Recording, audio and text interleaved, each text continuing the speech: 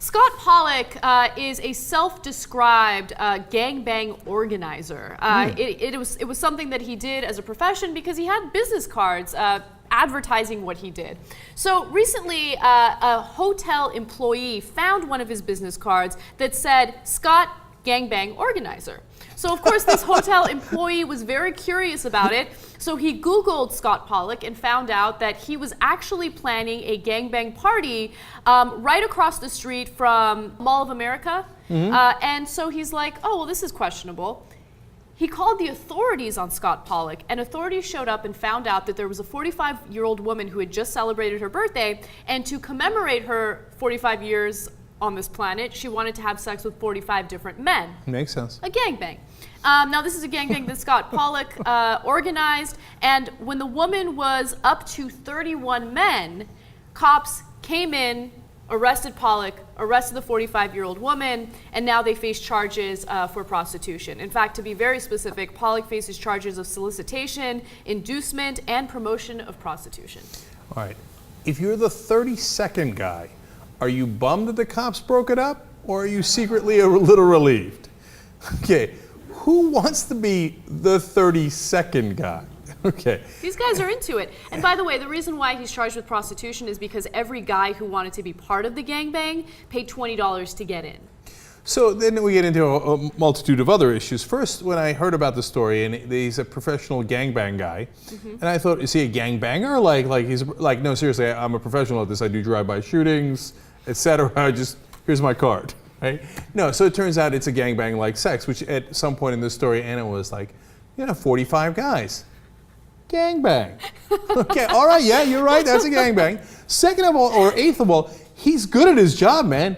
He found 45 guys ready to have sex with that girl. Yeah, that's really difficult to do. I can't believe he was able to manage that. Now listen, this guy's a professional gangbanger, okay? I don't want you to take this lightly. Now, I did reach out to him for comment, and unfortunately he has not gotten back to us, but I was curious to see. It's probably because he's in prison.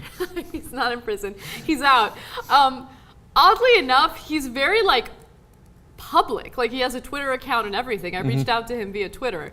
And yeah, he hasn't responded to me at all. But I would love to hear what he thinks. And to be completely fair, in this scenario, of course, there were consenting adults. This 45-year-old woman wanted to bang 45 men. I wouldn't go in that direction. It's not for me. But if it's for her and she's consenting and the guys are consenting, then let them go. Let all of them go. Let them do what they got to do. Yeah, so now we turn to the enormous waste of resources of the cops. Yes. And the giant dork who turned them in, right? Yeah, think about this guy. He investigated this. He's like, oh, I'm fascinated by this. Let me go Google this guy's name, track him down, and then alert the authorities. I think he was butthurt that he was not invited to the gangbang across the street. Maybe. Okay, I think that's point number one. Point number two, if I'm the cops and they call me and the guy says, I hear that there's going to be a gangbang going on across from the mall, and can you investigate this? I'd be like, no, I can't.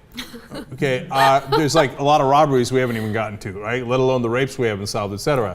You want me to go with there's murders, there's carjackings. You know how many carjackings there are? You want me to go investigate whether the 44 or 45 guys are going to get off on the same girl? Who cares? Go away. I'm amused at the type of leads cops prioritize. I know, hey, that's a great point. When I was in New York, my apartment got robbed once, and a guy put his whole hand on the window to move the window up, right? So his entire palm print is on the window. I called the cops, I'm like, hey, I got robbed, they took this, this, and this, and there's a whole palm print, so it's gonna be easy as cake, right?